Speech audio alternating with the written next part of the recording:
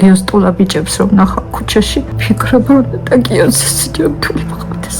შენი ვაჟი ვერ გადარჩება. სწორედ ეს აშინელი სიტყვები უთხრეს ექიმებმა გიორგის საბრალო დედას.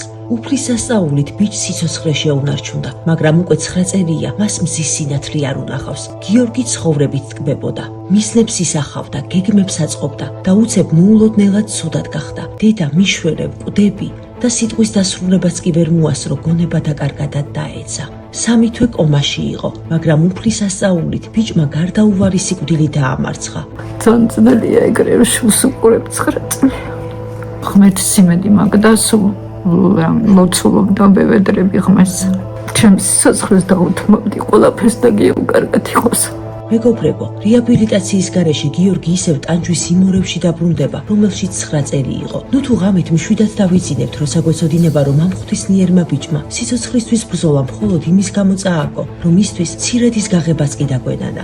მეგობრებო, მოდით 2026 წელი სიცოცხლის, სიკეთისა და სიყვარულის გამარჯვებით დავიწყოთ.